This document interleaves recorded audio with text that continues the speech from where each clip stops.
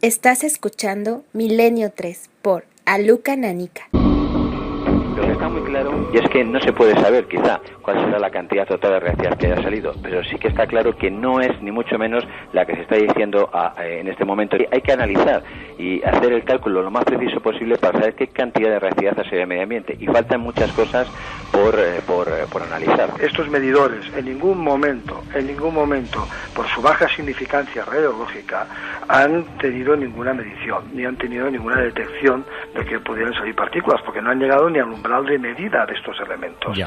Entonces, y por otro lado, tenemos un programa de vigilancia ambiental exterior, tanto en rondas como en rondas que hace personal con equipos, semanalmente, pues que eso, entonces no estaba esparcido, estaba en la zona de terrazas de los edificios y no se encontraba en la parte inferior donde transitan las personas, ¿no? Hay también estaciones de medida de la radioactividad que de manera permanente dan idea de lo que pasa no solamente en la central, sino en un radio de 35 kilómetros alrededor de la central. Entonces, si esto se detecta, inmediatamente se toman las medidas oportunas. 1:12. Escuchábamos a Carlos Bravo de Greenpeace, Eugeni Vives, portavoz de la central de Ascó, hablando con nuestro compañero Carles Francino. Escuchábamos, en fin, a un sinfín de personas que tienen que ver con un acontecimiento que forma un poco parte ya de la conspiranoia, porque lo hemos dicho en alguna ocasión en Milenio 3 hace mucho tiempo, nada más secreto, nada más denso, más sólido en su mutismo, y lo comprobamos todavía hoy, que el secreto nuclear. Y da la circunstancia, queridos amigos, que os incorporéis a esta mesa del misterio, que además hoy se amplía. Tenemos un buen amigo invitado de excepción, tenemos a otro de nuestros compañeros en las profundas selvas centroamericanas y hablaremos con él. Pero es curioso porque hace un par de meses hacíamos uno de los programas que personalmente a mí más me han impactado de todo lo que hemos hecho en la historia de Milenio 3, que era ese dossier sobre Chernóbil, lo poco que sabemos sobre la mayor catástrofe ocurrida como accidente, como tragedia nuclear a lo largo de la historia. Y sabemos que hay ciudades del fin del mundo, sabemos que hay lugares que no se pueden visitar, otra cosa es que la gente las visite más o menos clandestinamente, lugares que estarán contaminados durante 24.000 años. Es curioso porque hacíamos gestiones y preparábamos historias, seguíamos un poco ligados a ese misterio de Chernóbil que tanto impactó a la gente, porque todo el mundo tenía el término, pero nadie sabía qué había pasado de verdad, el legado y maldición de Chernóbil. Lo decíamos como si fuera el extraño jinete del apocalipsis de la radiactividad. Sigue vagando. Hay una parte de Europa envenenada todavía por eso. Y esta semana, precisamente esta semana y no otra, nos encontramos con diversas noticias, diversas, no solo una, que ponen miedo en el cuerpo. Queremos vuestra opinión de inmediato. Hace poco hablábamos de Palomares, ese lugar donde hubo otro accidente con bombas que podían dar origen a otra catástrofe, a otra especie de holocausto que por fortuna no ocurrió, pero que siguen sus señales, siguen sus estigmas, y de esto no se habla. Y cuando se ha intentado investigar, ni el tema ovni, ni el tema del misterio, ni el tema de los poderes mentales, ni el tema, cualquier tema, todos son más transparentes que que se esconde quizá en algo que no conocemos, que es la radioactividad. Estudiando algunas cosas, me decía un experto, un buen amigo, que es que la gente no sabe lo que es la radioactividad. Ese es el gran problema, por eso no se habla. ¿Para qué si la gente no lo va a entender? Y a mí me gustaría contaros, en esta semana radiactiva, por desgracia, de la que vamos a opinar y queremos vuestra opinión, me gustaría contaros una breve historia, una viñeta, para que comprendamos casi como en una película. Imaginaos un laboratorio, algo incluso desvencijado. Hay un hombre muy audaz, un hombre que decía, tenía como lema, no pensé, experimenté. Es el alemán Wilhelm Röntgen. Röntgen está investigando a finales del siglo XIX con una especie de gran maravilla de su tiempo, que era el tubo de rayos catódicos. Se experimentaba intentando, ver qué ocurría con ellos dentro de un tubo forrado con papel negro.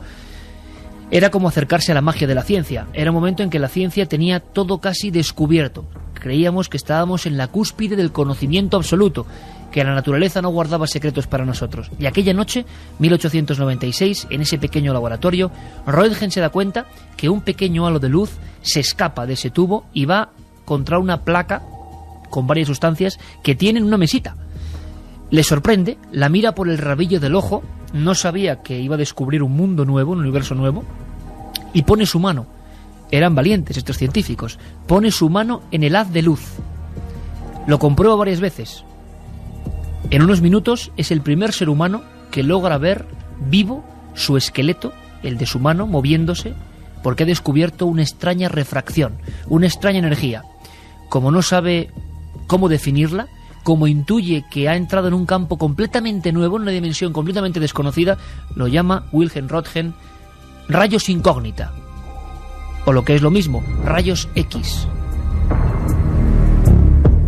Bueno, pues a partir de ahí, un sinfín de investigadores comprenden que hay un misterio, la radioactividad, que para que todo el mundo lo entienda, se descompone en 3 tipos de, vamos a decirlo así, para que lo entendamos, fuentes energéticas. Una, la radioactividad de tipo alfa, que un simple papel como este que tengo aquí, lo ponemos delante de esas partículas, de esas reacciones atómicas, y rebotarían, no nos harían ningún daño. El área beta sería más peligrosa porque entra dentro de la piel y llega a meterse en algunos órganos. Y la gamma, que es la más peligrosa, la que se desató en Chernóbil o en otros sitios, que llega a penetrar el acero. A grandes rasgos es el misterio de la reactividad. Algunos elementos concretos, como el uranio, producen reacciones, pequeñas explosiones, lo estoy diciendo para que todo el mundo lo entienda, que generan energía. En las centrales nucleares, esa fuerza, ese calor, se puede transformar en electricidad, en energía para consumo, que debe ser, y al parecer es necesaria. Pero claro, el peligro, la otra cara de la moneda, es cuando hay algún accidente. Entonces la energía nuclear, el uranio, el plutonio, se convierten en auténticas amenazas. Y ha pasado esta semana. No solo eso, si faltaba algo, cuando todo el equipo de Milenio 3 nos quedábamos sorprendidos por lo que ha ocurrido en esta central nuclear, cuando hemos visto cómo la información no iba fluida, nos recordaban viejas historias del telón de acero, esa información que no parecía transparente.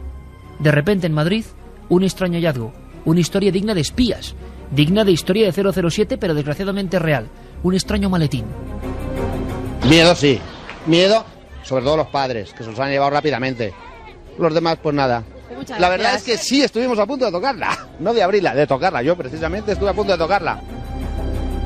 Un maletín de aspecto que ya impresionaba a las puertas de un colegio en Madrid. ¿Faltaba algo para la semana radioactiva?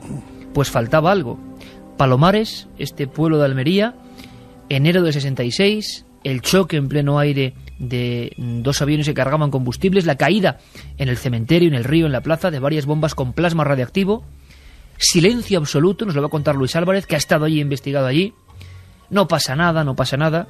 Noticia de última hora. Hola Iker, buenas noches. Aquí 42 años después del accidente de Palomares se sigue hablando de los efectos que provocó ese suceso. Ahora hemos sabido que el Centro de Investigaciones Energéticas, el CIEMAT, ha confirmado la localización de 2 trincheras en Palomares que podrían contener diversos materiales con distintos grados de contaminación radiactiva, restos y tierra que serán llevados a Estados Unidos por la administración norteamericana para su estudio.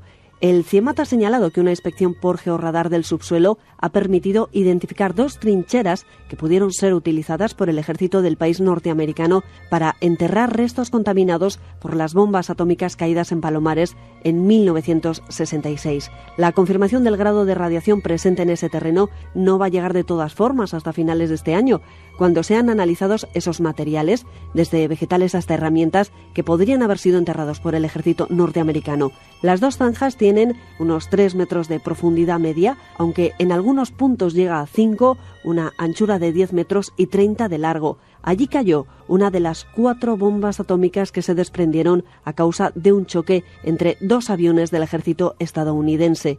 42 años después de ese accidente, aquí en Palomares, en Almería, se espera todavía el final de esta historia.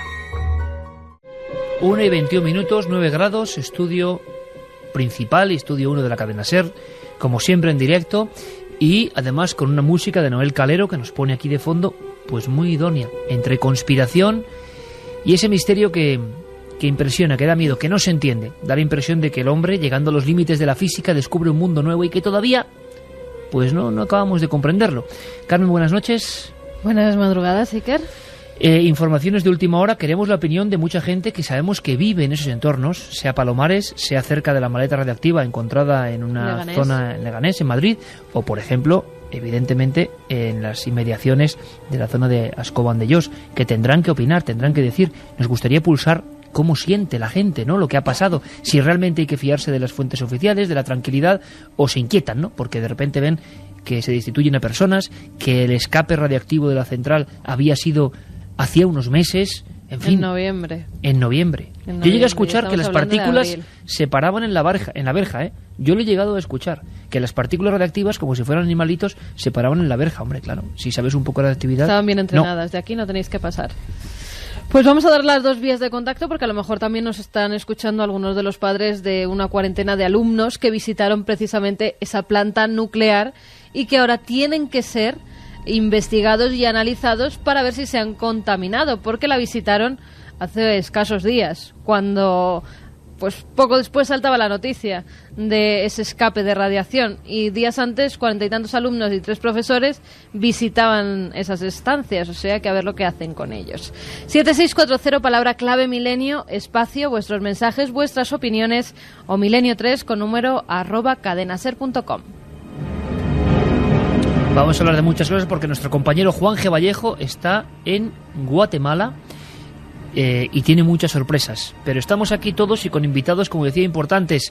Santiago Camacho, buenas noches. Buenas noches, Iker. Luis Álvarez, buenas noches. Buenas noches. Y Eric Fratini, nuestro querido Eric Fratini, que acaba de presentar además su libro sobre la CIA, Joyas de Familia. Pero si te parece, Eric, como es tan alucinante lo que cuentas, como es tan de novela real, pero de real, claro, de realidad rotunda, lo que cuentas... te emplazo la semana que viene, ¿te parece? Muy bien, fantástico. Gracias por estar esta noche, Buenas noches. por compartirla con nosotros. Y bueno, mira, te lanzo, como eres el invitado de honor esta noche de la mesa de redacción, esto del maletín, ya no es solo lo de Ascó, esto de que aparezca un maletín con ese aspecto. En fin, esas cosas suenan muy a lo que tú investigas, ¿no? Tus historias de periodismo, de investigación centrado en el espionaje. Lo hemos visto, ¿no? Es como un poco, está en el inconsciente colectivo, el espía del este o del oeste en la época de la Guerra Fría que lleva una cápsula de uranio o ya de plutonio que puede hacer estallar media Europa. Bueno, es que resulta que las historias de alguna forma pasan luego, así. Bueno, es que no nos tenemos que ir a la Guerra Fría, es decir, yo creo que además Santi creo que lo recuerda. Te voy a contar que hace aproximadamente unos 7 años, 8 años, un oficial de la Guardia Civil, de la Unidad Central Operativa de la Guardia Civil, detectó una operación, Santi está sintiendo porque empieza a recordarlo, la famosa operación, detecta un oficial además de la escala baja de la Guardia Civil, un suboficial, detecta una operación a través de un informador, una operación de maletines con material nuclear para montar bombas sucias, ¿no? Pero esto en España. Sí, en España. Lo detecta en España. Fue relativamente célebre. Sí, fue muy famoso porque, curiosamente, la trama era organizada por una mafia, por la mafia creo que era una mafia rusa en Alemania, y incluso el gobierno alemán, el BVF, el contraespionaje alemán, pidió a la Guardia Civil que por favor enviase a este suboficial a Alemania para ayudarles a saber toda la trama, cómo había sido toda la trama de los maletines con material nuclear que habían sacado principalmente cuando cae el muro de Berlín y desaparece la Unión Soviética.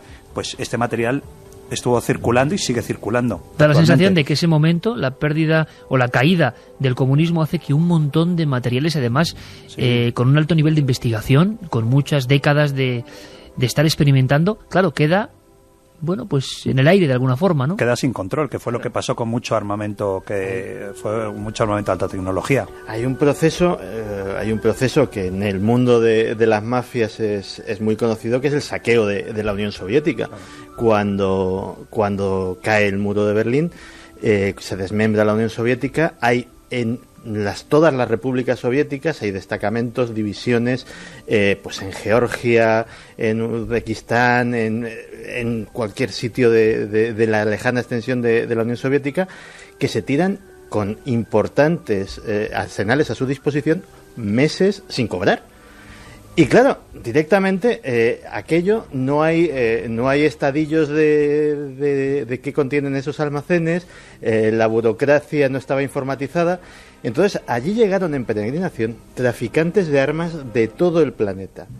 Traficantes de armas que prometiendo y cumpliendo dar a los generales responsables de estos almacenes importantísimas comisiones, pues revisaban aquellos almacenes y decía, bueno, este albarán que dice que aquí hay 50.000 Kalashnikov, yo creo que con 20.000 está bien y vamos a llevarnos el resto. Pero claro, no estábamos hablando solo de armas ligeras ni de municiones, sino de esto mismo, ¿no? De reactividad, claro, o armas químicas.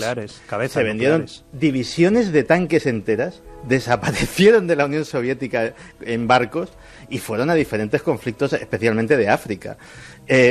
Helicópteros de combate que para burlar las leyes, pues lo que se hacía era que se desmontaba el armamento del helicóptero y en 2 contenedores que iban en el mismo barco, en un albarán decían que iba un helicóptero para extinción de incendios o rescate en alta mar o cualquier cosa humanitaria, y en el otro albarán con repuestos de helicóptero de combate.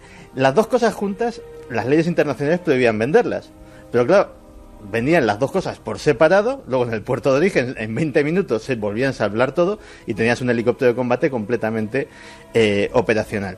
Con armamento nuclear se sospecha que se hizo lo mismo, y si no con armamento completo, sí al menos con plutonio de grado militar, con uranio de grado militar, sí se podría construir con poca tecnología una bomba sucia, es decir, una bomba que disemine radioactividad en una ciudad hasta el punto de tenerla que evacuar durante siglos, que sea completamente inhabitable, o con una alta tecnología. Sobre todo el problema de construir una bomba nuclear casera son los detonadores. La bomba requiere una implosión real, es decir, que la bomba reciba en el momento de estallar la misma presión por todos sitios. Para eso hacen falta unos detonadores que sean excepcionalmente rápidos a la hora de reaccionar, es decir, que reaccionen casi a la velocidad de la luz y que provoquen esa explosión conjunta. Si se dispone de esa tecnología, es relativamente fácil, teniendo el material fisible, es relativamente fácil construir una bomba atómica. Ahora os voy a preguntar a todos una ronda, por supuesto ronda abierta, mesa de redacción, y siempre contando con los comentaristas de Milenio 3. Nos interesa saber cómo lo están viviendo, sobre todo en esas zonas de España, ¿no? ¿Qué pensáis de que de repente salte a la palestra, casi siempre es por accidente, porque se escapa la información? Hace tiempo que dejamos atrás Chernóbil o Hiroshima o tantas cosas, ¿no? Porque lo ha denunciado Greenpeace, Iker. Porque lo ha denunciado Greenpeace. Sí, si claro, no nos hubiéramos enterado. Claro, el asunto es cómo es posible que este hermetismo todavía continúe, ¿no? Denunciábamos lo que pasó en la Unión Soviética, pero es que de alguna forma da la impresión que de esto el pueblo no puede saber. Pero sí me gustaría pasar la bola amablemente a nuestro compañero Luis Álvarez, que él estuvo en Palomares, hizo uno de los primeros reportajes en televisión de Cuarto Milenio sobre Palomares. Y se bañó en la playa. Se bañó en la playa de Palomares, es el final de un reportaje más mítico, eso no se puede superar. Eric, o sea, en enero... No ha superado a Manuel Fraga. Exactamente, que había un mito que decían que no se había bañado en esa zona de Palomares, sino en otra. Pero bueno, ese era el mito. Pero Luis se metió en Palomares, estuvo allí.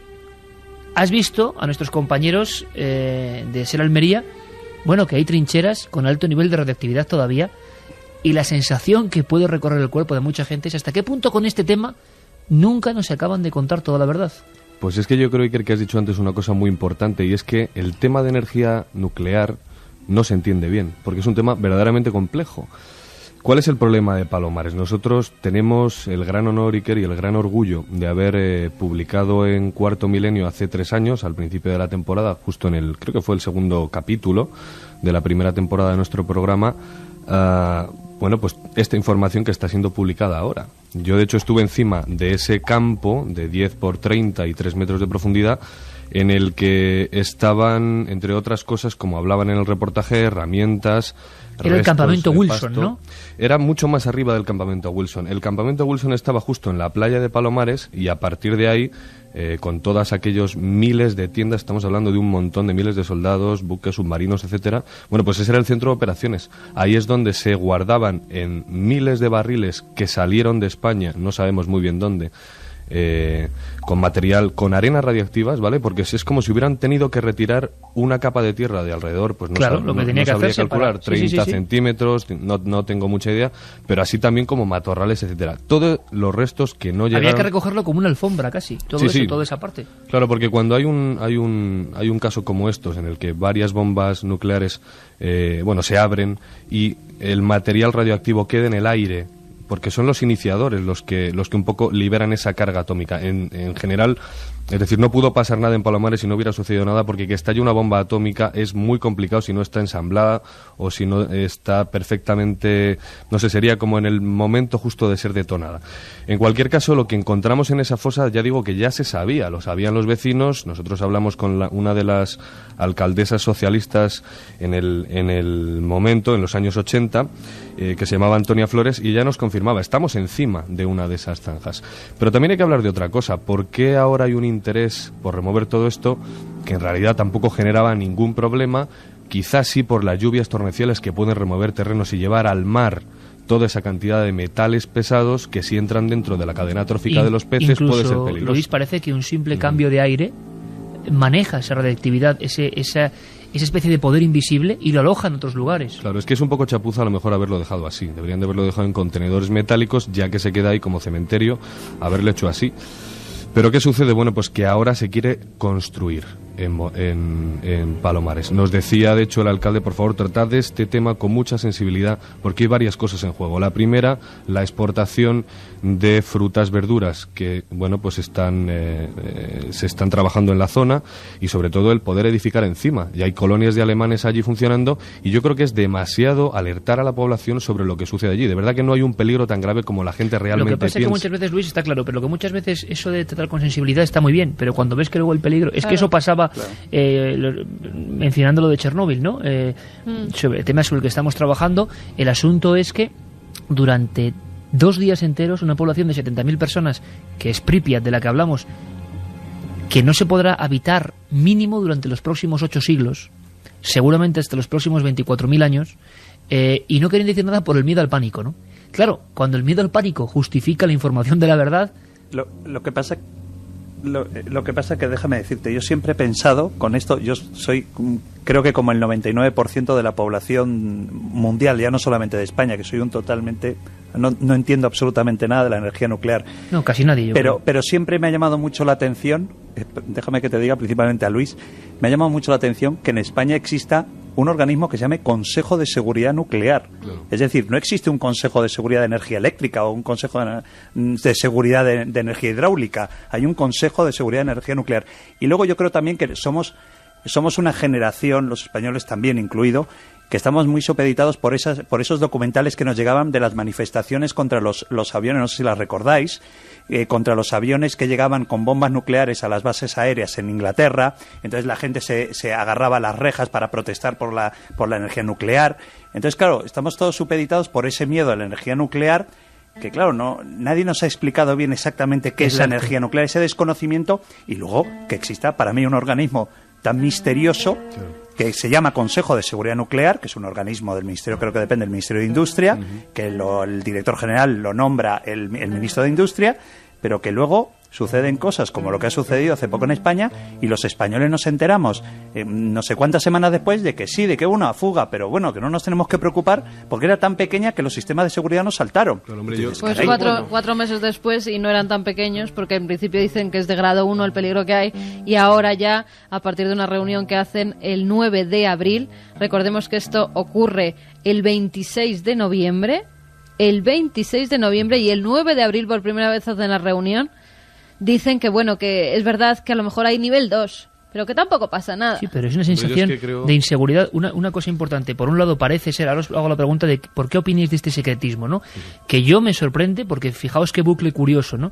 Trabajando el tema de lo que pasó hace 20 años en la Unión Soviética, dices, claro, era la Unión Soviética, era ese mundo, ¿no? Caramba, pues el secretismo sigue estando. Y nosotros hemos hablado con gente del Consejo de Seguridad Nuclear que han venido amablemente a Cuarto Milenio a hablar de Palomares, luego ya no quisieron volver para otras cosas. Es decir, es un tema como que es complejo de tratar. Y luego hay una cosa muy clara, parece que es, yo no sé, yo desde luego creo que la labor de Greenpeace es fundamental, que menos mal que hay gente como la gente de Greenpeace que podrán ser criticados por unas cosas o por otras, pero que alertan de algunas cosas. Es como siempre en las manifestaciones, ¿no? Unos dan unos datos, otros, y seguramente en el medio está la virtud. Pero os digo una cosa, parece que es necesaria para el hombre de hoy, la mujer de hoy y el mundo de hoy la energía nuclear. Pero por otro lado, cuando algo falla, ese es el problema, ¿no? Dice yodo 131, que se mete en la tiroides y bombardea por dentro, xenón 133, 6 siglos en los terrenos, plutonio 239, 24.000 años de contaminación. Es decir, estamos hablando de jugar con fuego, pero a un nivel muy, muy alto. Vamos a escuchar un momento, Eric, Santi y Luis, y ahora me deis vuestra opinión a la gente. ¿Qué opina la gente? ¿Cómo reacciona la gente?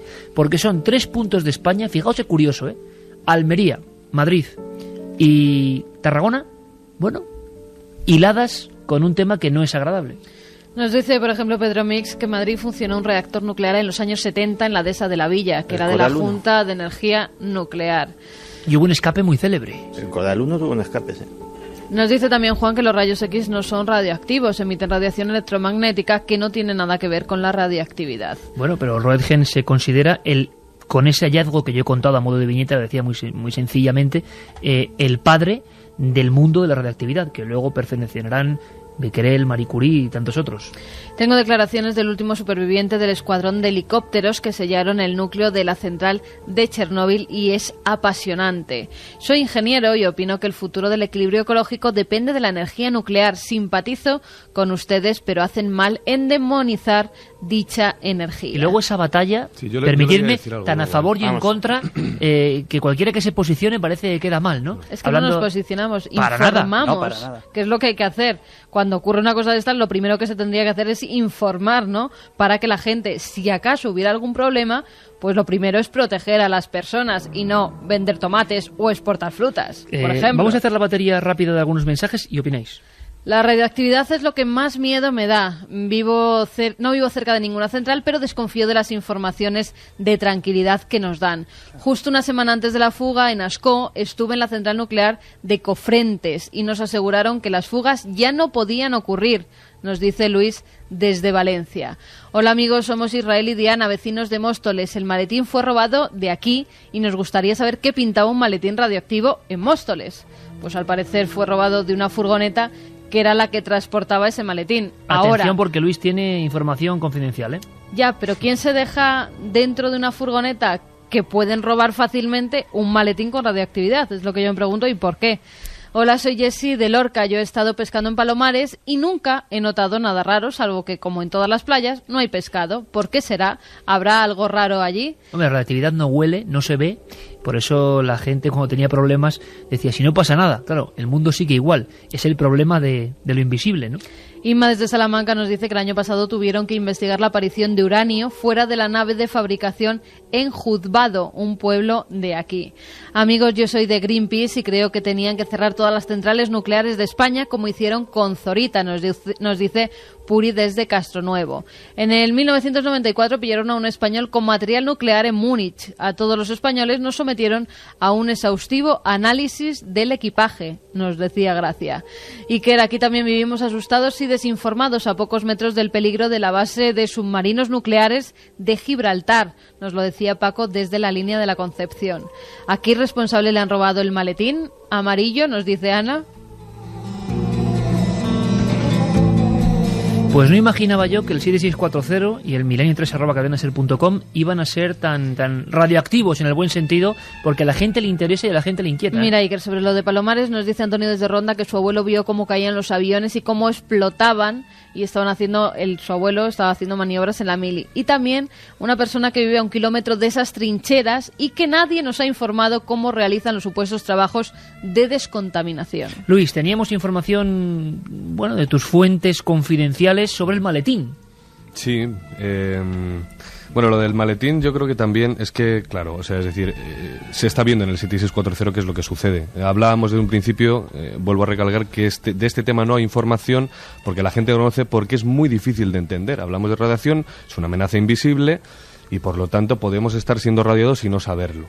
¿Qué pasa con ese maletín? Bueno, el maletín que aparece en Leganés es concretamente una herramienta que va dentro de una maleta Es una herramienta además de medición de humedad y densidad de terrenos, como hay otras tantas, tampoco hay muchas, pero hay otras tantas en España en empresas muy especializadas. Esto es lo que nos ha comentado esa fuente a la que aludíamos la semana pasada, Garganta Profunda, que una vez más le hemos molestado y nos ha vuelto a informar durante un par de horas al teléfono qué es lo que está pasando con todo esto. ¿Qué sucede? Bueno, vamos a ver, la maleta no había sido abierta, con lo cual no hay ningún peligro, pero es que aunque hubiera sido abierta... La maleta fue abierta, lo que no fue manipulado es el interior. Incluso aunque hubiera sido abierta y hubiera sido manipulado el interior, a no ser que se hubieran extraído las fuentes energéticas que están, desconozco cuál es el isótopo en este caso, pero es decir, hay que ser muy muy bruto para abrir eso, y sobre todo tampoco es un peligro tan grave. Tienes que estar días con esa fuente dentro del bolsillo para que te aparezca una llaga y digas, bueno, ¿y esto qué es? ¿Qué sucede? Que es tan vistoso y debe ser así, amarillo, con una marca nuclear, como, bueno, pues cualquier, o sea, es decir, con un dibujo nuclear, pues como casi como si fuera un aparatito militar. Pero no siendo tan sucedido. vistoso lo robaron de una furgoneta, ¿Y Luis? por qué lo dejan en un colegio? Es que a mí me suena esto demasiado raro. Y ahora os voy a decir un poco por qué. En un contenedor, al lado de un contenedor lo dejaron, creo. Sí, ¿no? enfrente de un colegio. Pero justo la salida de un colegio, Eric. Enfrente de un colegio. Que porque, eso sí que parece bueno, raro, ¿no? No, era un sitio, es un Sitio de paso, lugar... a lo mejor. Sí, además es una carretera bastante larga, una vía bastante larga, donde por la noche no hay apenas iluminación. Era el sitio perfecto para dejar un maletín o para deshacerse de algo. Pero es la entrada del colegio. Ya, pero a primera hora de la mañana, cuando los padres llevan a los niños, se lo van a encontrar. Y había salido en todos los informativos de toda España. Maleta, sí. Mira, fijaos en un detalle. El colegio, para empezar, es una... Y lo voy a decir así, es una cabronada que dejen una maleta así en la puerta de un colegio. ¿Por qué? Porque han asustado a todos los padres de ese colegio. Con razón, han asustado. Y con razón. Y se aplicó además muy bien el protocolo, también hay que decirlo. Fue evacuado el colegio al completo. Y luego, ¿pero no os parece extraño que sean dos colegios? Es decir, en Ascó, en noviembre justo, hay un escape nuclear. Unos meses después... visito un colegio y al día siguiente Greenpeace haciendo una labor que algunos dirían buena, otros dirían mala. Yo soy socio de Greenpeace, estoy en parte de acuerdo con lo que han hecho y ahora digo por qué no, pero ¿no os parece curioso que, fíjate, que impliquen a ese sector poblacional tan sensible que nos hace a todos sacar esa fibra y decir, bueno, oye, ¿qué está pasando aquí? ¿Qué está sucediendo, no? Son nuestros más pequeños los quizá más expuestos, ¿no? A mí aquí hay cosas que me parecen muy raras. Yo no creo que tenga nada que ver una no he cosa llegado, con la otra, Luis. No he llegado tampoco a una conclusión fiable, pero no tenemos que olvidar ciertas cosas, ¿no? Para empezar, hay un problema energético ahora mismo en el planeta muy grave que ha generado unas cuantas guerras.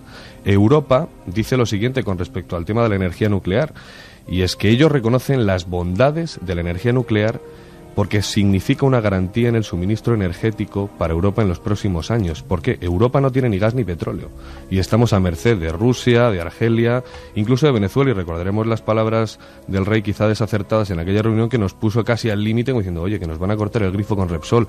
Es decir, ¿no os dais cuenta de que hay una especie de puja por decir, vamos a volver otra vez a la energía nuclear, porque nos puede hacer falta? Pero nuestros grandes socios, nuestros queridos hermanos europeos, es decir, Italia, históricamente una nación antinuclear absoluta. Recordemos las famosas manifestaciones antinucleares en los años 60 y 70. Alemania, mucho más. Es decir, una población absolutamente concienciada del peligro de la energía nuclear y las manifestaciones en los años 60 y 70. Francia, absolutamente, exactamente igual. Y ahora llega no solamente el señor Berlusconi, sino el señor Prodi antes que el señor Berlusconi, el señor Prodi, la señora Angela Merkel y el señor Sarkozy, que empiezan a mantener reuniones para ver si vuelven otra vez con la política de nuclearización y a construir nuevas centrales nucleares. ¿Por qué? Porque han empezado a decir, los expertos han empezado a decir que hay problemas con el famoso tema de los cereales para el tema de hidrocarburos y que está generando pues un aumento de los precios exorbitantes por el problema de la falta de cereales y que hay que buscar energías alternativas. Es decir, ¿qué se hace? ¿Se sigue destruyendo el planeta o se crean sociedades? Yo, fíjate, yo te sigo diciendo, siempre digo que yo soy una persona que no entiendo nada de la energía nuclear.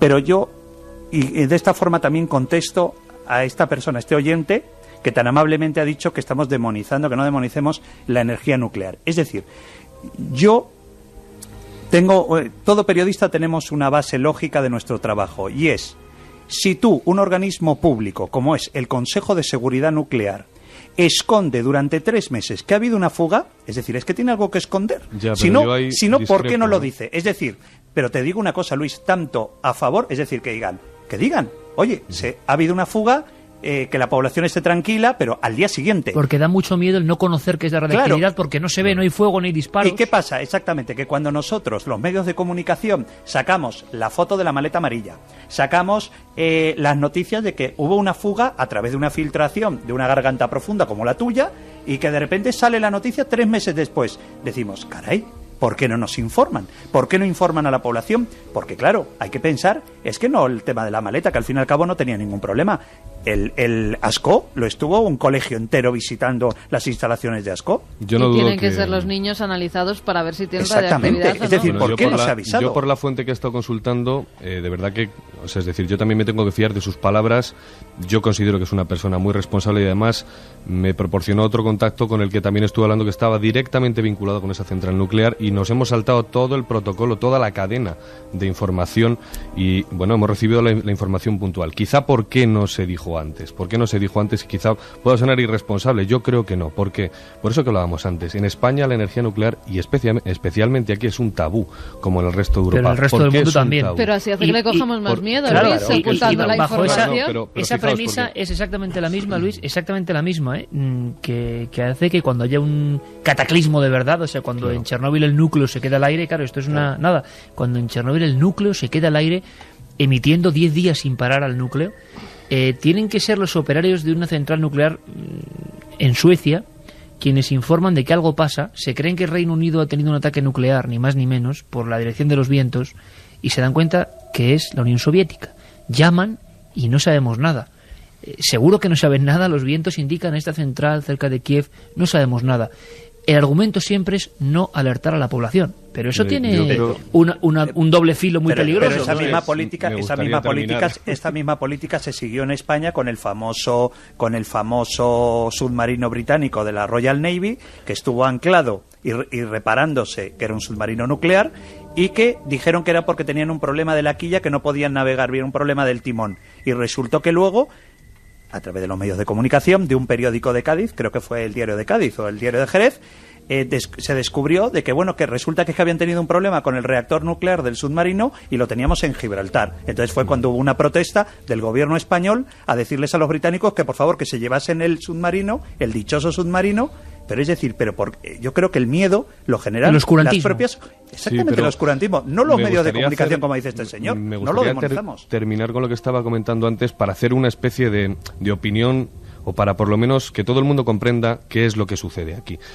Pues a lo mejor deberían desde los colegios informar sobre todo esto, ¿vale? ¿Qué es la energía nuclear? Todo el mundo debería entenderlo, pero hay un estigma que no podemos olvidar. Uno es Chernóbil, que es el último, y otro son las 2 grandes bombas atómicas que se quedarán para siempre en el inconsciente colectivo del ser humano. Entonces esto es terrorífico, con lo cual siempre hay una especie de secretismo. ¿Por qué? Porque es muy difícil de hacer entender a todo el mundo. Haría falta una campaña, una política informativa suficiente para que la gente llegara a entender esas bondades de la energía nuclear, que por supuesto las tiene. Claro, por supuesto que sí. Claro, y se estarían evitando... Y estamos viviendo de eso, estamos teniendo... Pero cortando la información no lo están consiguiendo, Luis. Se estarían evitando ese marrón. Es peor, es que todo el mundo vaya a usar nuclear. Y sabes el problema, que es que aparte es que es muy peligrosa. O sea, por mucho que te lo expliquen, ciertas sustancias que se desarrollan en el trabajo de una central nuclear, y yo me estoy documentando un poco como un absoluto desconocedor del tema, pero intentando documentarme, de verdad que es muy peligroso.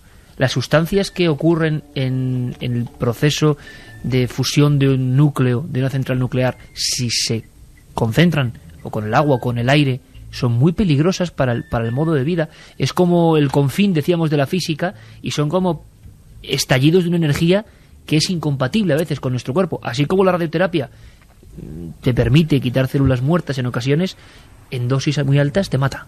Entonces ese doble filo está ahí, claro. ¿Cómo enseñas eso? Pues ha optado por el silencio, y el silencio siempre hace que tengamos miedo, ¿no? Pero pedir que no haya oscurantismo es utópico. No estamos hablando solo de los casos que suceden aquí o de lo que sucedió en Chernóbil. Ha habido miles de casos. Pues por uno que se me venga a la memoria, imagínate la cara que se les debió de quedar a los habitantes de la costa de Georgia cuando en 2004 descubrieron que llevaban con una bomba de hidrógeno a pocos kilómetros de su costa desde 1958, que se había caído allí y que nadie la había conseguido encontrar hasta casi 50 años después. Se enteraron porque la CNN en un momento dado cogió la exclusiva de la recuperación, pero hasta entonces nadie sabía nada de ese Broken Arrow fantasma, de esa pérdida de un arma nuclear en pleno territorio estadounidense. Pues como ese, vamos, ahora mismo sé que hay miles de milenarios con un ordenador cerca. Sí. Nada, teclear 4 cosas en Internet y salen no 1 ni 2, decenas de casos. Pero es que además las centrales nucleares, aparte de que sean un riesgo para la seguridad, son una instalación de interés militar, todas.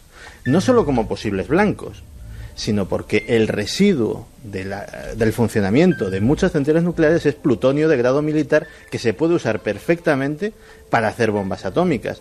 Con lo cual están rodeadas del secretismo de todas las instalaciones de alto secreto militar. Con lo cual ahora pedirle a la organización nuclear, no ya a la española, a cualquiera del mundo, transparencia, pues es utópico. Hubo un reportaje excelente, yo creo que hace ya unos 15 años en Antena 3 Televisión, que se llamaba El secreto nuclear español, y que hablaban no solo de Palomares y otros temas, sino uno que a mí me impresionó muchísimo, igual hay amigos que conocen el tema en el 7640, un cementerio nuclear de residuos nucleares en Córdoba, en la provincia de Córdoba. Y cuando se recogían fotografías de cómo habían estado recogiendo las sustancias nucleares por el desconocimiento o por la desinformación los operarios, eso era de nuevo Chernóbil, los liquidadores famosos, pero en España, recogiendo y metiendo en bidones residuos nucleares que son muy peligrosos y hay que tener, bueno, pues con un descontrol total.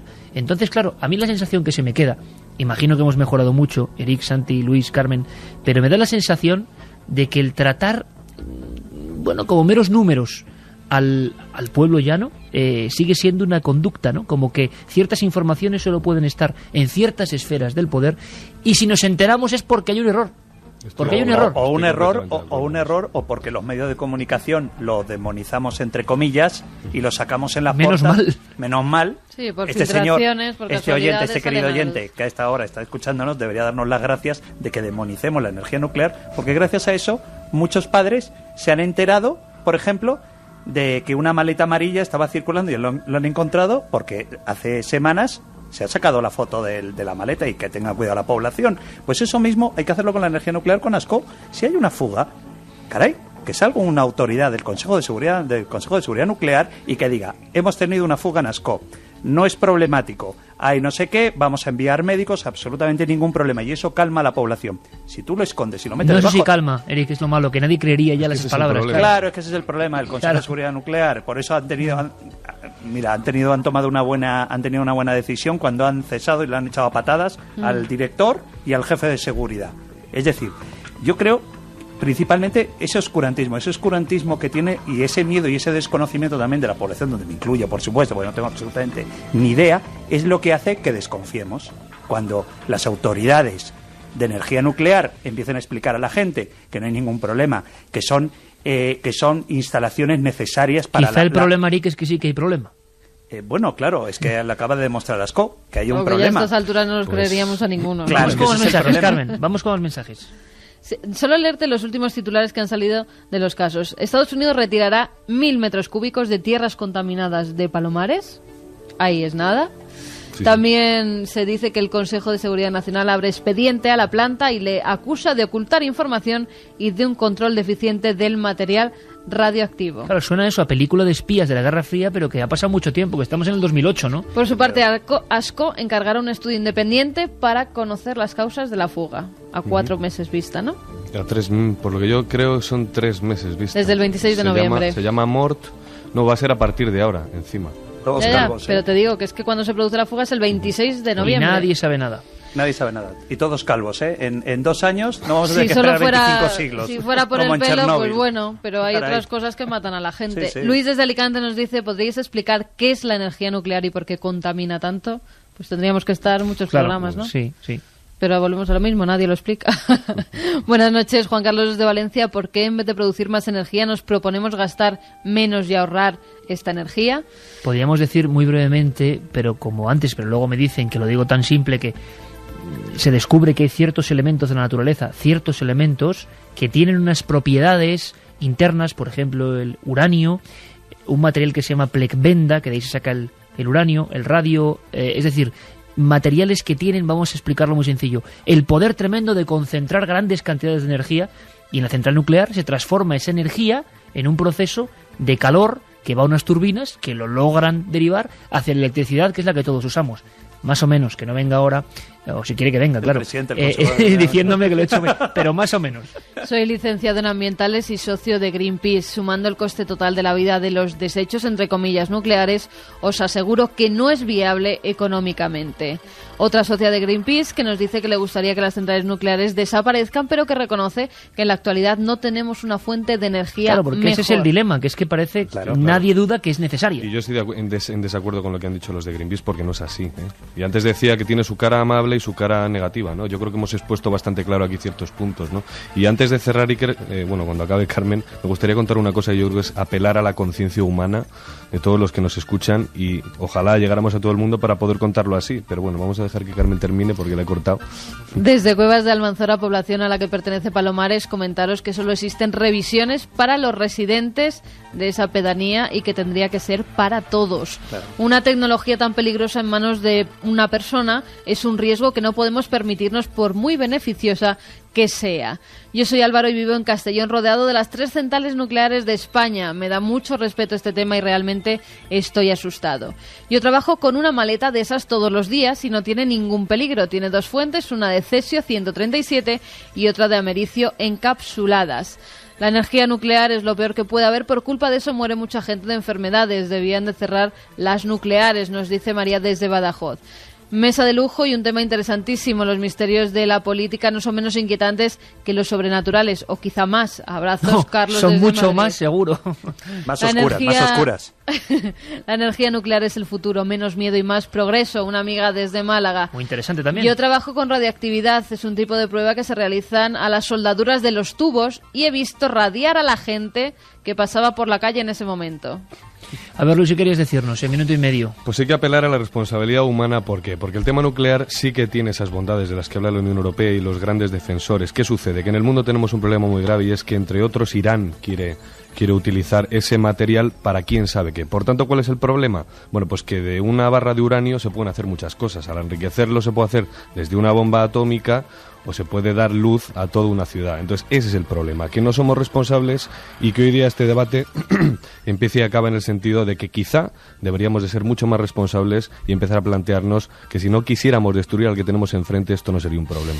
Vamos a conectar con Juanje, que estará ahí en algún punto de las selvas centroafricanas, buscando las calaveras de cristal y tantas otras cosas, que como decía un compañero en Mesa de Lujo, que es un lujo contar con Eric Fratini, que más quisiéramos que tenerlo aquí semanalmente en la mesa de redacción.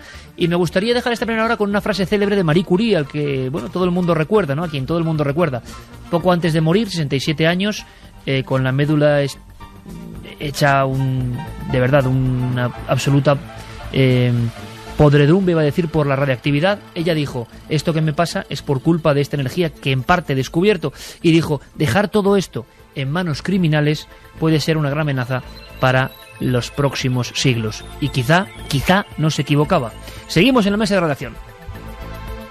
2:07, esto es Milenio 3, la mesa de redacción, a la que se suma esta noche especial nuestro compañero, el escritor y periodista y cronista de guerra, Eric Fratini.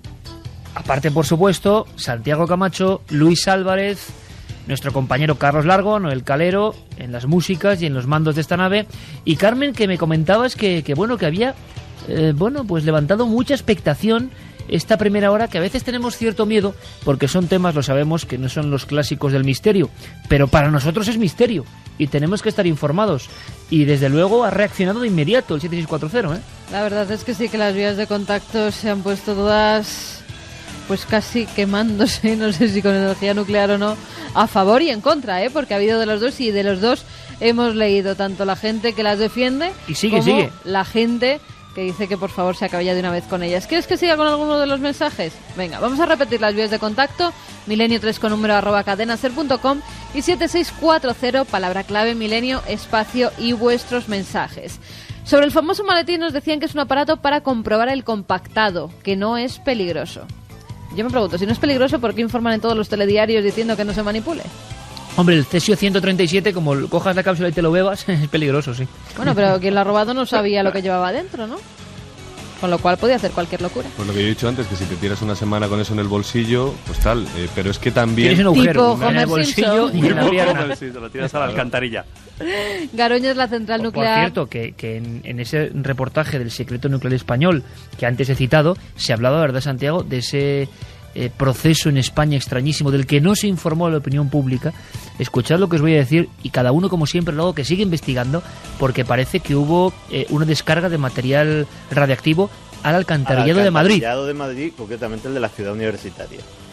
O sea, es que es ya tan escandaloso lo que pasa y no se contó. Y lo recuperan unos periodistas mucho tiempo después. Garoña es la central nuclear antigua y debe ser cerrada inmediatamente. Está totalmente obsoleta, afirmado un vecino de Vitoria-Gasteiz. Hay una de las bombas de Palomares expuesta en un museo militar en Alburquerque. Tengo la foto. Creo que nos alarmamos demasiado. Tal vez la culpa sea que se nos informa a medias. Yo estoy a favor de la energía nuclear, nos dice Iván desde Burgos. En la película de Nicolas Cage, El Señor de la Guerra, se ve claro el tráfico de armas tras la caída de la antigua Unión Soviética, nos dice Pedro desde Lorca. También nos dicen que menudo canguelo con la maletita, que es de Leganés, y que besos a Juanje. Bueno, pues con Juanje vamos a conectar ahora. Buenas noches, Juan Carlos desde Valencia. Sensibilidad es que me digan que estoy malito cuando tengo cáncer. Para ellos ese tipo de sensibilidad es. Soy ingeniero y el desconocimiento es peligroso y se valen los ecologistas. Chernóbil estaba en un país en ruinas. En Francia, cientos de centrales. ¿Cuántos accidentes? Hombre, el país en ruinas tampoco, pero vamos. Parece que la imagen de la Sábana Santa fue creada a partir de una radiación desconocida. Hoy, por su nitidez y perfección, se ven incluso los huesos. Bueno, no se ven los huesos. Nosotros hemos visto la Sábana Santa in situ y no se ve una figura. Le voy a pedir a Noel Calero que hagamos una larga cambiada de música, una larga cambiada llevándonos hasta el siglo XVI, por ejemplo. Hablábamos la semana pasada con otro de esos debates punzantes, Eric. Hablábamos, fíjate, de los conquistadores españoles. Y ocurría más o menos lo mismo, ¿no? Mucha gente a favor, mucha gente auténticos héroes y mucha gente, también hay que decirlo, pues criticándolos duramente, ¿no? Pero escuchemos un poco esta música tan especial que nos va a llevar a los confines, al corazón de la selva de Guatemala. Esto es Apocalipto. Allí, en tierra de profecías, en tierra que nos recuerda el famoso dígito del 2012, en busca quizá de los últimos datos sobre esas célebres calaveras de cristal que van a protagonizar la nueva película de Indiana Jones, y todo el mundo, evidentemente, el mundo globalizado, se va a enterar de ese misterio, si es que lo hay. Aquí también hay polémica. Me cuenta Eric que hay últimos datos para decir que son falsas las calaveras de cristal. Ahora lo discutiremos, pero sobre todo imagino que en un ambiente absolutamente maravilloso, fantástico, como el Indiana Jones, que es de verdad él, nuestro compañero Juanje Vallejo, en cierto punto de ese país, no sé exactamente dónde, 2:11 de la madrugada, aquí en España. Juanje Vallejo, compañero, Guatemala, buenas noches. Buenas noches, Iker, ¿cómo estás? En maya aquí se dice Uglat Shahá, en lengua sutubil, que estoy, bueno, la verdad que es difícil describir dónde estoy. Estoy en el lago Atitlán, a 1590 metros de altura. Justo enfrente mía tengo el volcán San Pedro. Detrás tengo dos volcanes más, en Santiago Atitlán. Y bueno, o sea, los volcanes superan los 3.000 metros. Y estoy como una especie de paraíso, ¿no? Escuchamos la naturaleza de fondo, escuchamos la naturaleza de fondo. Estoy al lado de mi guía aquí de etnia sutubil maya, Miguel Pablo Sicay, que os puede comentar también, os puede decir lenguas en lengua maya quiché. Y bueno, pues enfrente tengo un par de cayucos de gente pescando, a mi izquierda hay también gente de etnia maya, pues bañándose. Algunos de ellos vi antes también desnudos aquí. Estás en el paraíso, Juanje. El último. Este es el último paraíso, de verdad, Carmen, esto es un paraíso. Vamos a hacer una cosa, Noel, quita un momento la música y, Juanje, acércanos un poco el teléfono a lo que se escucha, por favor. Vamos a intentar, porque era un sonido, sí, nos parecía un sonido como de otro tiempo. Vamos a escuchar. Si me acerco al lago, lo que estoy es, vamos a ver, ahora me estoy acercando al lago junto a Miguel, y lo que se escucha, me quito el teléfono de la oreja, es esto, escucharlo. Ese es el sonido de la medioselva que hay aquí, y si queréis que os diga una frase en maya, tengo al lado a a Miguel, que os va a decir que buenas noches y una bendición para toda la gente de España en lengua maya. Hombre, esperamos esa bendición en maya, claro que sí, a ver. Buenas noches, amigo. Muy buenas noches, aquí les saluda Miguel, que aquí en nuestro idioma sutuil, Miguel se dice Amkiet. Y esa bendición que... Ajá. Sí, y nuestros saludos para toda la gente de España lo diríamos de esta forma. Rutilivech, Wavera, Chuchilla, Sentnamet, Sutril. Caramba. Quiero decir nuestros saludos desde aquí, desde la orilla del lago del pueblo Sutuil, para toda la gente de España. Pues de verdad, querido amigo, desde España, recibido un abrazo fortísimo.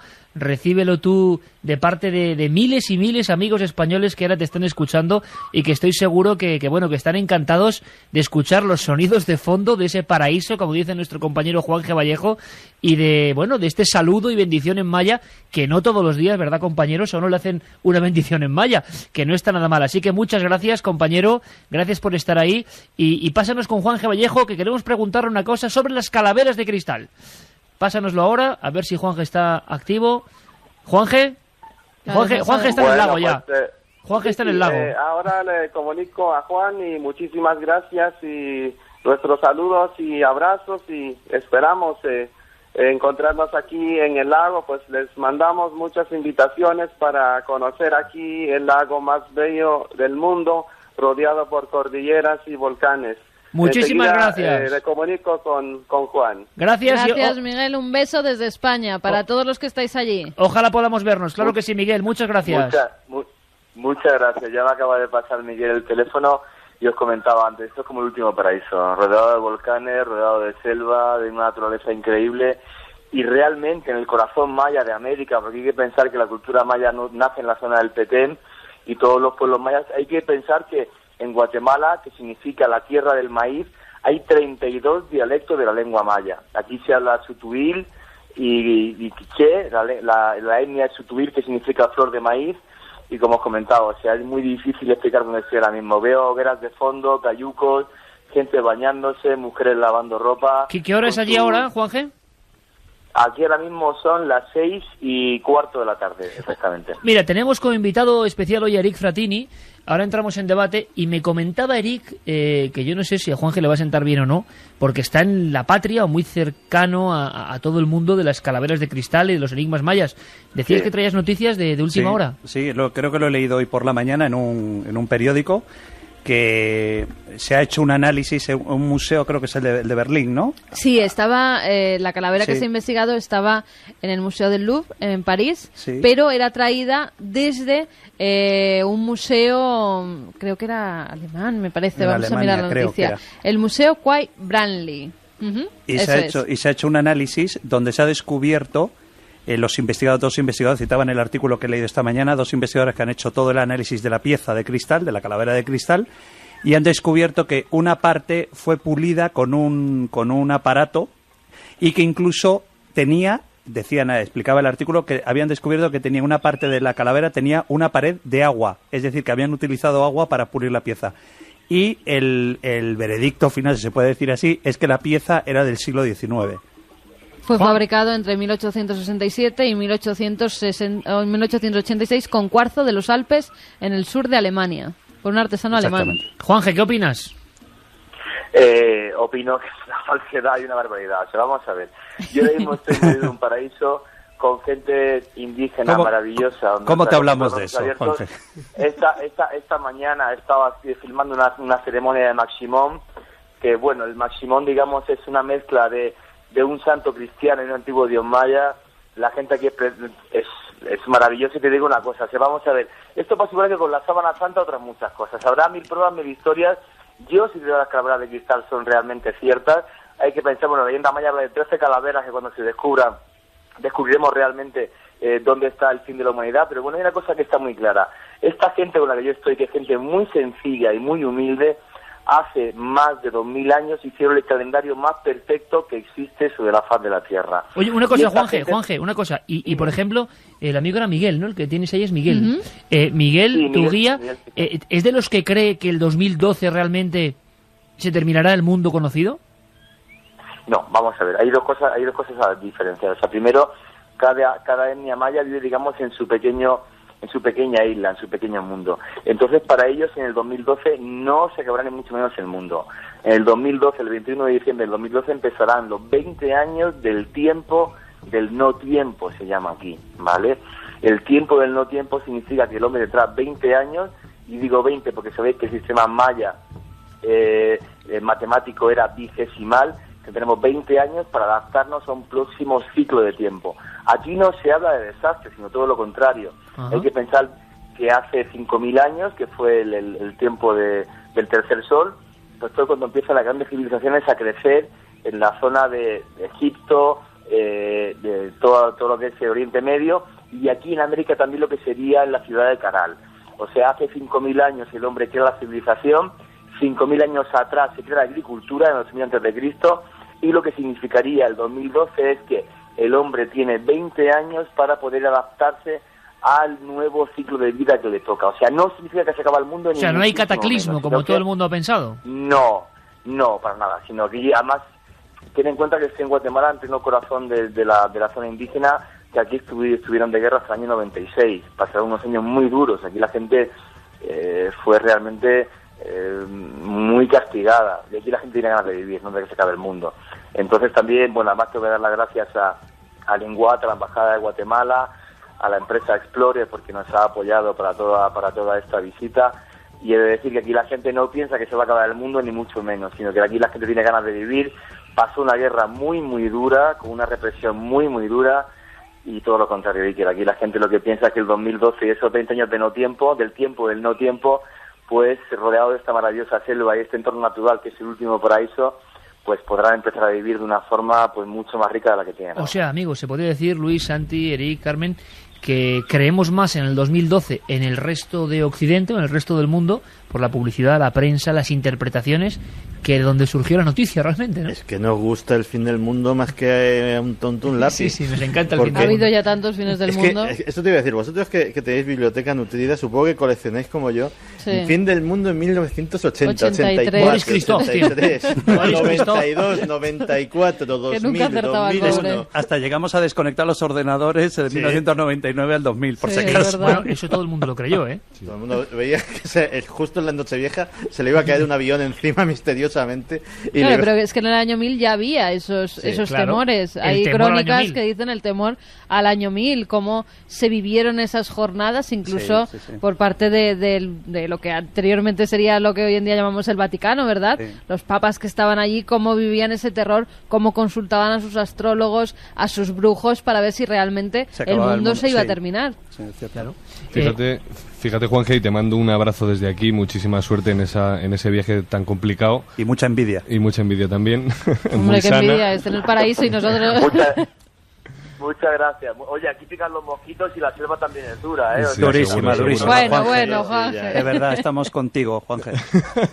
Pero yo quería decir, unos compañeros, Juanje, de Agencia F, que estuvieron en Guatemala hace ya algunos meses, me confirmaban que a su vuelta, fíjate que son dos personas muy racionales. Yo siempre en las cenas que a veces tenemos juntos nos peleamos porque me dicen, bueno, tío, ya estás con tus rollos siempre y tal. Y ellos me decían, oye, vinieron, según bajaron del aeropuerto de Barajas, pusieron un pie en tierra y me dicen, Luis, tenemos que quedar. Hemos visto una cosa en Guatemala que nos ha roto por completo los esquemas. Y voy a decir qué es, y te voy a preguntar si tú lo has visto allí, porque antes te he oído algo de una ceremonia y demás. Ellos comentan que con Rigoberta Menchú, in situ, en la selva, observaron una especie de ritual y de repente se imbuyeron en una especie de ambiente en el que ellos pudieron observar cómo los árboles danzaban al ritmo de un son o de una música que debían de estar tocando allí. Y les preguntaron por ese fin del mundo también.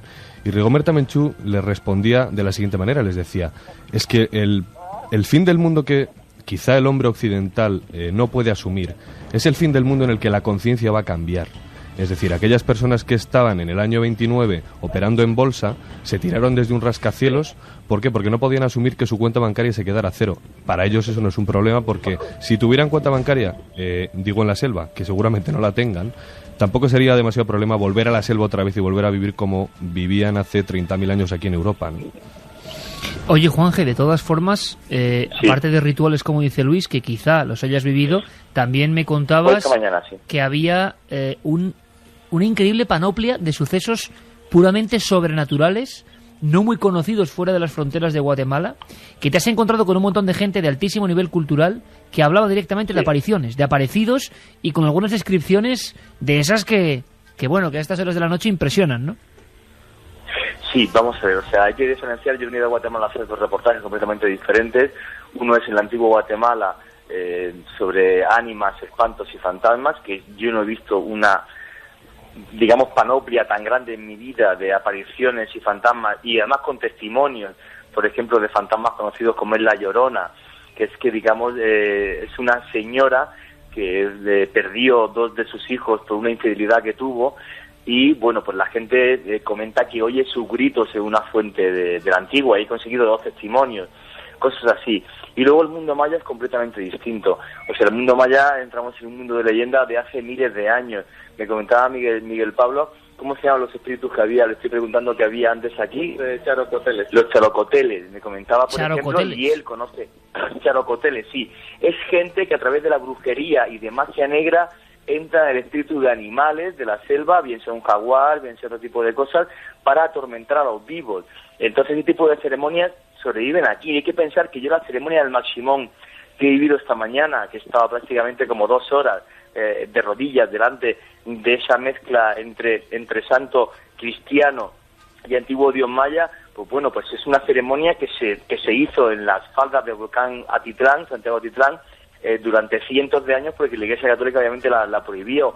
Hoy día pues está en una pequeña casita en medio de un barrio perdido aquí en Santiago Atitlán, donde la gente va, y claro, o sea, es un concepto, ¿cómo te diría?, completamente distinto. O sea, el Maximón es una persona a la que se le tiene respeto, su nombre de madera, de un árbol sagrado que sale de aquí de la selva, y a este hombre de madera pues se le reza en maya, en cristiano, se le reza al Padre Nuestro, y luego a la vez, pues claro, es un hombre que te mira, digamos, desafiante, y con el que se toma cerveza y con el que se fuma, ¿me entiendes? Porque él fuma y bebe cerveza, o bebe, ¿cómo se llama? Perdona, tradicional, la quetzalteca, es un licor que sale de aquí, y se mezcla todo esto, y él te mira desafiante. O sea, ¿Y a qué sabe, es un mundo Juanje? de mezcolanzas. Te preguntaría que a qué sabe la mezcolanza. La mezcolanza es increíble, Iker. O sea, porque es un cuartito muy pequeño, muy oscuro, con velas, con incienso. Tú estás durante, ya te digo, o sea, 1 hora, más de 1 hora, rodillas, mientras el sacerdote habla en maya quiché, salvo las oraciones que son en castellano, el Padre Nuestro y todo esto, lo demás es en maya quiché, y entonces él está hablando con el Maximón y está pidiéndole a través de sus palabras en maya quiché, pues que te vaya bien en la vida, que tu negocio, que te proteja Maximón. Y es bueno, pues la leyenda viene de los 12 náhuatl, de 12, digamos, una especie de 12 apóstoles mayas que hay en esta zona del lago Atitlán, que para dejarle una herencia a toda la gente que viniese después, pues cortan esta madera sagrada y hacen este dios para que cristianos y mayas puedan estar unidos en este rito.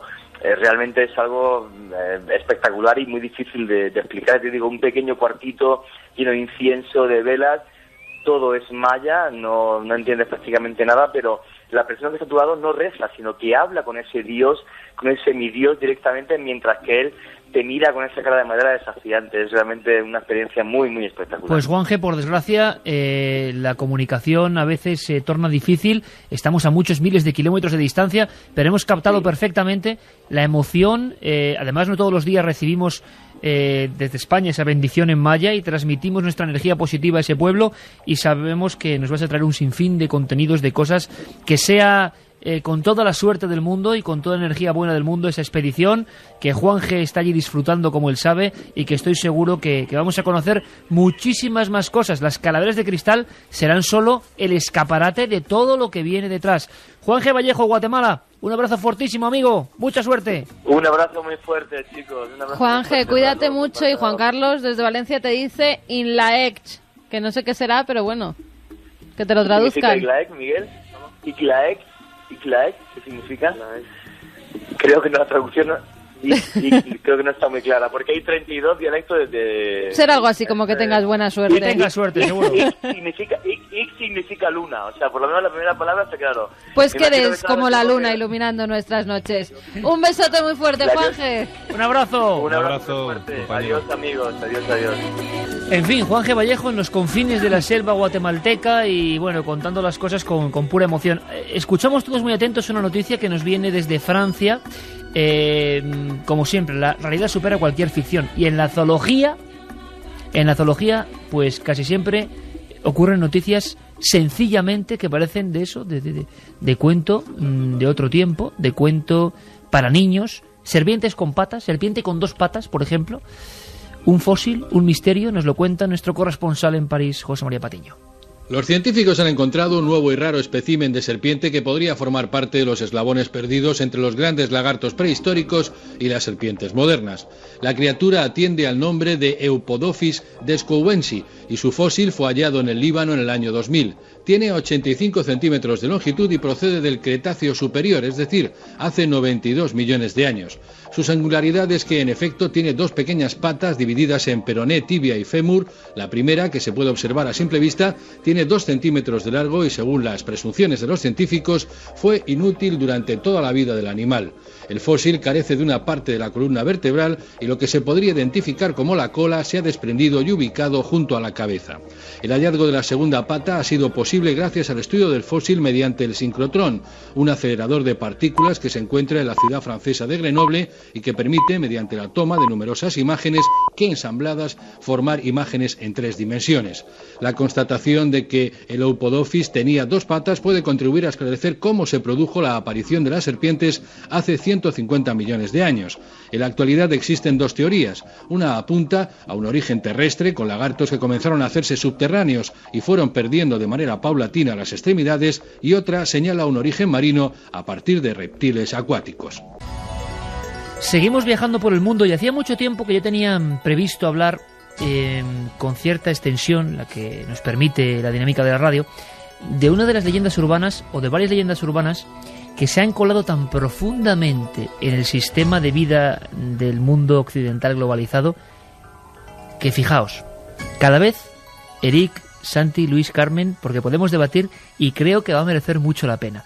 Por cierto, estoy seguro que Alberto Granados en su leyenda urbana menciona marcas, pero cuidado, que se ha publicado 20.000 veces, que está en un montón de libros y que son mentiras. Atención, que nadie aquí está atacando esas marcas, hay que dejarlo claro, sino que son mentiras que precisamente por ser compañías muy importantes han ido acumulando esos rumores. Bueno, fijaos la noticia que cada vez las grandes compañías multinacionales del mundo de la alimentación tienen que gastarse más dinero en desmentir rumores. El último, la gran empresa Tetra Pak, que se encarga y que además creo que tiene un gran porcentaje en España, se encarga, bueno, pues de esos envases célebres en todo el mundo. Pues caramba, Santiago, yo no sé cuándo surge el mito de que en los cartones de leche por debajo hay un número, un dígito rojo. Puede ser 1, 2, 3, 4, 5.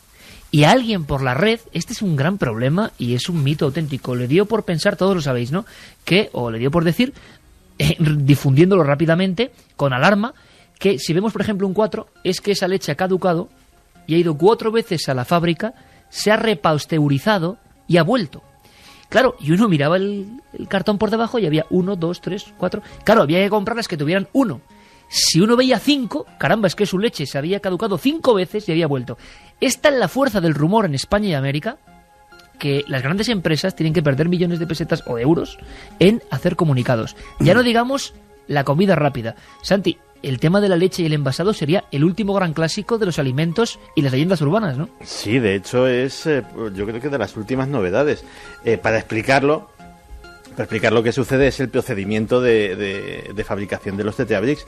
Los Tetrabricks se hacen con unas grandes rotativas que imprimen una plancha que lleva muchas capas. Lleva una capa de aluminio, varias capas de plástico, una capa de cartón, todo ello para que el contenido esté completamente aislado del aire, de la luz, etcétera, etcétera, y le dé al envase sus propiedades. Esas planchas son enormes y sirven para, luego, una vez cortadas, ensamblar 5 envases o 5 tiras de envases. Pues lógicamente, para que la máquina, todo el proceso está robotizado, para que la máquina sepa exactamente a qué serie de envases corresponde, cada tira, en lo que va a ser la base del envase, tiene un número, y así se sabe que es de cada serie el 1, el 2, el 3, el 4 y el 5, y no tiene más historia, es decir, es una cuestión de fabricación. Sí, demostrado. Fíjate que la OCU, en su día, por ejemplo, tuvo que también meterse en la leyenda de las latas de refresco contaminadas con orina de rata, que también fue una bárbara leyenda urbana que surgió. Y la OCU es una organización muy seria, hizo muestras aleatorias de cientos de latas de refresco de todas las procedencias, de todas las marcas, de todas las zonas españolas, y curiosamente en análisis de laboratorio no encontró ni una. O sea, no es el poder de la red. Quiere decir que luego en el almacén del bar Pepito del pueblo de no sé dónde lo tengan ahí almacenado y una ratita vaya corriendo y se haga sus cositas también. Pero cuidado, ¿no? Y empresas que se han hundido por rumores. Y a veces rumores... O que han bajado las acciones en bolsa y los competidores han aprovechado para comprar acciones. Acuérdate el programa que tú hiciste en Cuarto Milenio, que estábamos Santi y yo en el plató, hablando de esas grandes mentiras que se habían organizado, las grandes mentiras de la prensa, creo que se llama aquel programa. Bueno, la polémica que tuvo eso, madre mía. Y que hablamos incluso de, por ejemplo, yo hablé del caso creo que lo hablé yo de un caso de una hamburguesería en Estados Unidos, una cadena de hamburguesas muy famosa en Estados Unidos. Wendy. Sí, la Wendy, que parece ser que no, se habían negado a servir hamburguesas a unos señores que eran de color, afroamericanos. Y aquello había sido mentira. Entonces, claro, había sido todo un rumor y que aquello provocó una caída de acciones de Wendy en la bolsa. Fratini, pero es que Dios castiga sin piedra ni palo. Y es que todas estas leyendas... Has tocado el tema que le encanta a Santi. Todas estas leyendas sobre diferentes marcas de alimentos, mira tú por dónde, tienen su origen en una leyenda que surge sobre otra conocida cadena de comida rápida que no está establecida en España, que se llama Taco Bell, se dedican a comida mexicana rápida, y que pues las hamburgueserías tradicionales la veían como un competidor, como un advenedizo, un intruso. Sí, un intruso en un mercado que ellos dominaban.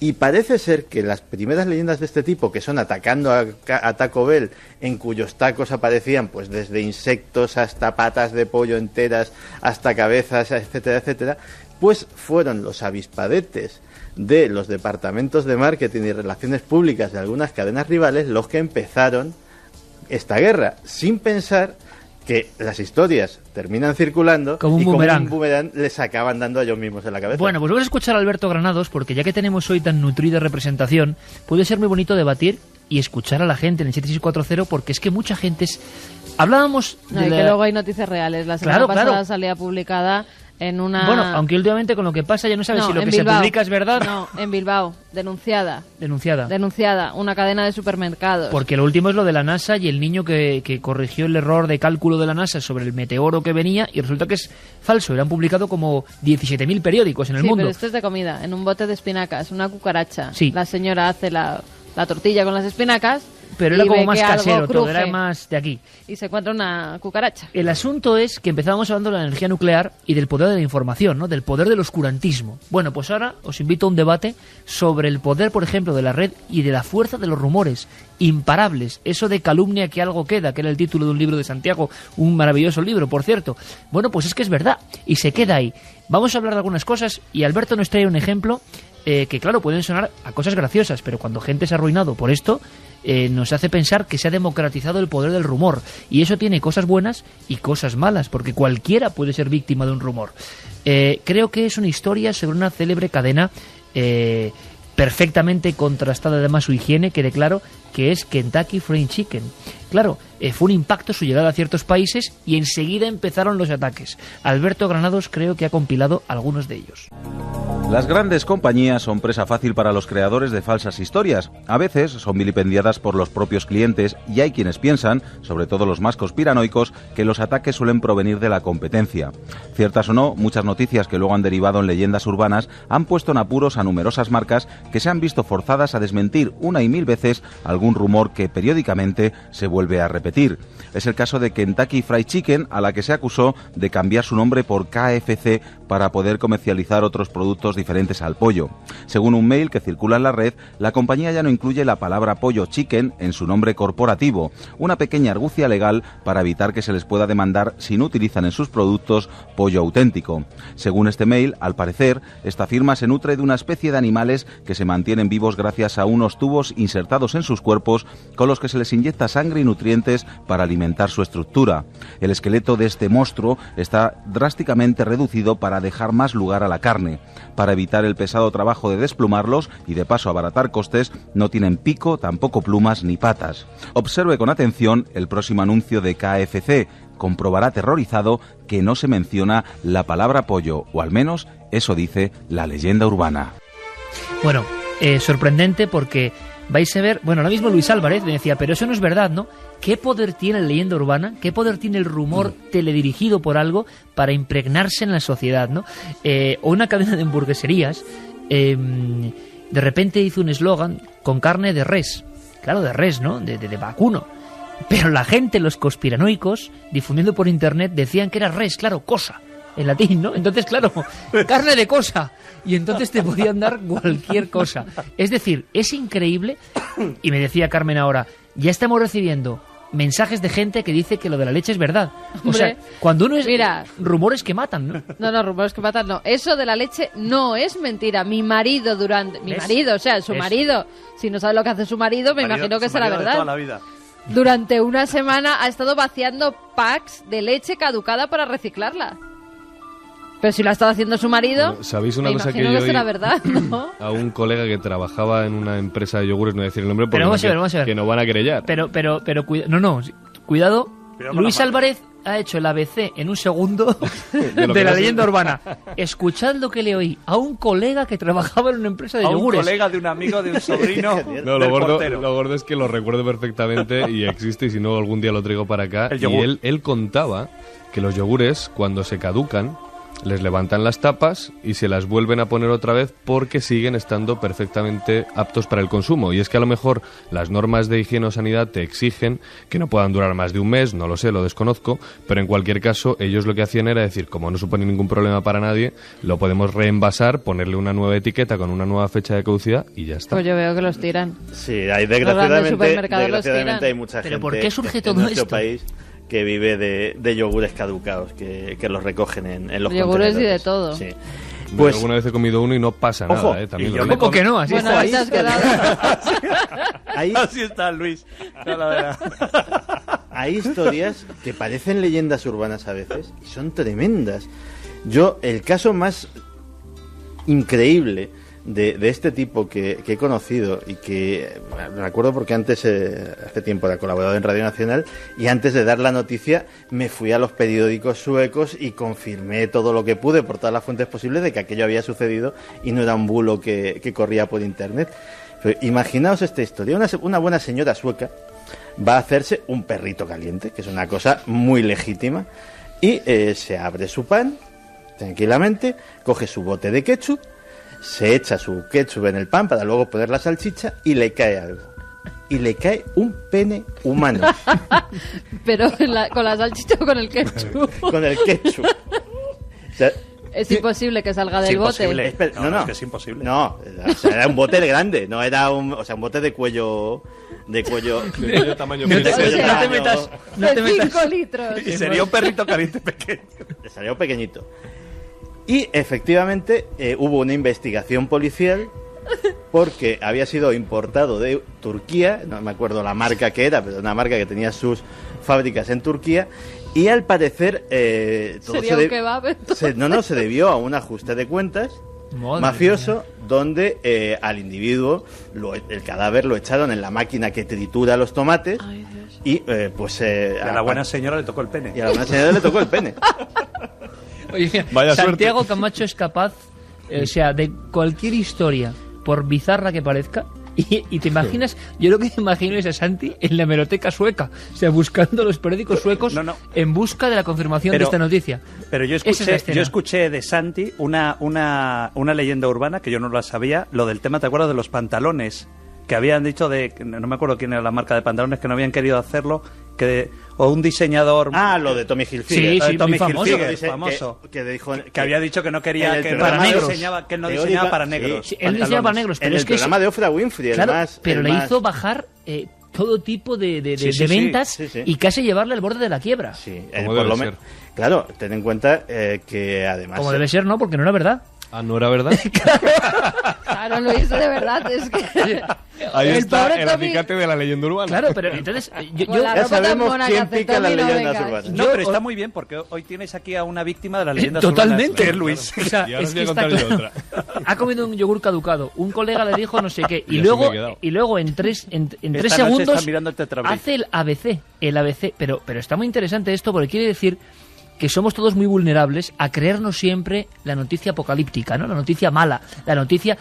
Internet hoy supone la panacea, porque contabas, Carmen, que muchos de estos envíos, que a veces están programados para atacar a una empresa o una persona, iban con fotos de una especie de formas que parecían pollos, pero no tenían ni pico, ni patas, ni... Sí, era como Inventadas. un pollo cuando le cortan las patas y la cabeza, que estaba enchufado a dos grandes máquinas. Por una le iban alimentando y por otra iban saliendo como una especie de carne picada, que era la que utilizaban, además con la misma forma todos los trozos, que era con la que utilizaban para el Kentucky. Y en algún libro he visto Era incluso todo mentira. pruebas de la Coca-Cola, el famoso mito de que la Coca-Cola disolvía las paredes del estómago. Que por eso es muy bueno el anuncio que ha hecho Coca-Cola ahora, Claro. diciendo, si usted creyera en que Pero las- eso es un ejemplo del daño que quizá hayan visto que les hace una leyenda Pero, urbana, ¿no? fijaos, yo recuerdo una vez, y de hecho estaba, por eso no me he enterado, porque estaba mirando en internet y por eso he caído en esa leyenda urbana, y es que yo recuerdo ver televisión en los años 80, creo que finales, principios de los 90, y ver a una madre y un hijo que estaban denunciando públicamente a Coca-Cola porque decían haber encontrado dentro de una botella un preservativo dando vueltas. Y esto aseguro que es verdad porque Sí, yo lo vi. colegas, O sea, básicamente. otra cosa es que se lo Pero ¿cómo va a inventara. dar vueltas en una Coca-Cola? Se Me quedaría refiero a que, abajo. bueno, un Vendría a preservativo- Turquía. No Luis, sé, que o no sea, te es enteras una- de las leyendas es una urbanas, es hombre. una es una es una No, no, pero noticia es que un fue buen ejemplo, publicada. Luis, de cómo la gente se cree las leyendas Totalmente. urbanas. ¿O os Y qué acordáis difícil aquella, es no creérselas o también. os acordáis aquella del perro famoso con la mermelada? Sí, bueno, ese De es ante- un de auténtico Antena clásico. 3, que fue- Yo tenía hasta nombre de la chica, que Sí, la sí, de todo, conocía, de todo, el de todo. pueblo y todo. O sea, Muchas era una historias cosa, te de lo ese juro, tipo. Y además es curioso porque nunca nadie preguntó por el perro, o sea, que o la marca de la mermelada. Pero tuvo que hacer Aresu Bueno, es que- una rueda de prensa. Sí, sí, ¿cómo? Leche, un Yo- pase de prensa especial. Sí, sí. Claro. Y de hecho, mira, yo, una de las cosas que más instructivas de cuando escribí aquel libro, aquel Calumnia que algo queda, fue encontrarme con gente que le hablabas de esto Y te decía que lo había visto. Que lo había no, visto. no, que leche. Yo lo tengo grabado. Sí, sí, sí. Espectacular. Bueno, pero Sí, es yo que lo eso es tengo tremendo. grabado. Quiere decir hasta qué El punto la convencimiento de la credulidad gente. humana es que es cierto. Hasta qué punto somos crédulos o escuchamos cosas y las metemos en nuestro disco duro como reales. Cuidado, ataques a personas y ahora mismo en Internet, como todo el mundo prácticamente acude a las mismas fuentes, poco a poco hay críticas de que se van estrechando las fuentes. Parece que hay mucho, pero no se da cuenta de una cosa. Cuando uno busca una noticia en Internet, aparecen 20.000 referencias. Pero claro, es que en los 20.000 periódicos se ha publicado exactamente lo mismo. No ha habido una sola aclaración, una sola pregunta al margen de lo que viene. Es decir, que entonces la globalización de la información es mucho mayor ahora. A ver si lo de Ascó va a ser una leyenda urbana. O lo del maletín, ese pedazo de maleta amarilla perdida. No, y ahora la última de las leyendas urbanas, además nos la enviaban por correo electrónico y a mí me ha llegado por varios medios en las últimas semanas, es que pues una chica estudiante va en el metro y entonces se le acerca una persona con aspecto árabe que le dice que lo del 11M no va a ser nada Ah, sí, sí, sí. con lo que se Eso avecina no lo he oído. para el día 21 de abril en centros comerciales. No Pero cita eso ha cuál, habido ni cuál. repetir. Claro, es que se repite cada cierto tiempo la misma historia. Dicen que la chica va a la comisaría a denunciar lo que le ha pasado y que entre las fotos que la dan reconoce a un sirio, que es uno de los más buscados, está en busca y captura. Y que entonces que la misma policía, ahí ya se nota que es la leyenda urbana, le dice que propague la noticia por todas partes. Claro. La policía nunca diría que propagar esa noticia, sino que se pondrían Bueno, a investigar. la policía de Almería y de Málaga tuvo que hacer un comunicado porque había comunicados falsos con los sellos de la policía hablando de la pandilla Cierto. Sangre, que te daban las luces en la carretera, iban sin luces, tú les comunicabas dándoles las largas que, oye, que qué pasa, se paraban delante de ti y te tiroteaban directamente, te acribillaban en la carretera. Es decir, que quien informaba de eso poniendo al remitente pues un sinfín de direcciones, con todo tipo de medios, ahí queda, ¿no? Lo deja ahí. Incluso falsificaban partes de la seguridad social, partes de heridas, partes de la policía. ¿No os da la impresión de que esto ya es, o sea, bueno, pues donde no hay límite en nada? Entonces, claro, va a haber un momento en que las leyendas sean muy peligrosas. O que la gente no tiene nada que hacer. O quizá que hay algún estudio sociológico para detrás. Falsificar todos esos documentos. Claro, con un proceso milimétrico de falsificación. ¿Qué dice la gente? Porque estoy seguro que hablan de leyendas urbanas. Se acuerdan de la noticia de Luis. Pero dicen que aquella noticia, yo también la recuerdo, pero era sobre una botella de Pepsi. De envase de un litro. Me perdonen los de Coca-Cola. En una botella de cristal retornable. La familia creo que era de Zaragoza, pero no lo recuerdo bien. Bueno, pues. Yo no sé en qué quedó todo esto, porque aquello salió, claro, yo me quedé alucinado. Pobres de Pepsi. Pobres de Pepsi, porque Taco Bell también es de Pepsi. Es del grupo Pepsi, pobrecillos. Nos dicen, trabajé en una fábrica de refrescos, las bebidas caducadas se desechaban, pero se reutilizaban de nuevo las botellas de plástico. Bueno, eso sería normal, ¿no? Cuando los yogures caducan, los recogen las casas y lo consumen los propios empleados de productos lácteos a caducidad. Eso suena. Eso es muy bueno. Eso es para un libro próximo. Eso es peor que trabajar en Ascó. Bueno, esto sobre leyendas urbanas, estos mensajes vamos a cogerlos entre comillas. Claro, por favor. Porque pueden ser más leyendas urbanas que cualquiera de las que estamos contando aquí. Decía además de ese mensaje que la caducidad llega a más de 3 meses de la fecha.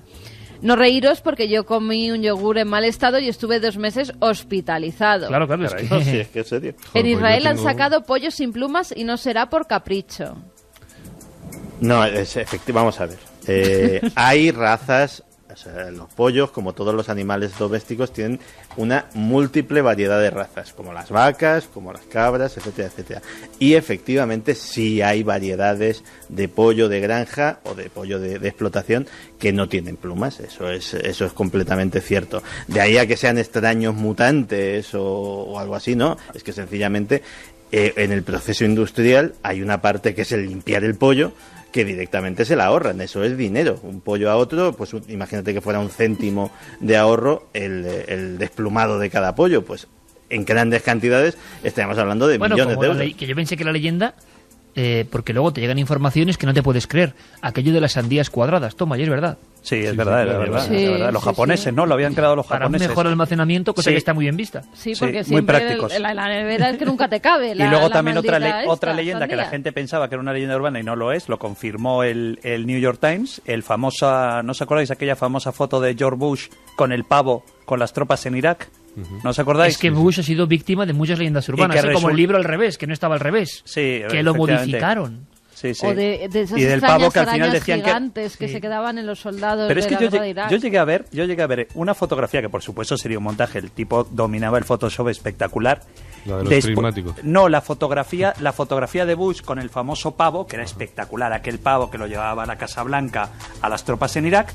Y la siguiente fotografía era un soldado en uniforme de combate en Irak, vestido en Irak, que lo llevaba de una pata porque era de plástico y se lo llevaba, pues entonces ponían la foto, decía, para que usted vea que el pavo realmente era de plástico. Bueno, hay 2 fotos claves con Bush, claro, cómo se puede atacar a una persona, ¿no? Con la leyenda urbana, sea quien sea la persona. Una era libro al revés y otra prismáticos con tapa.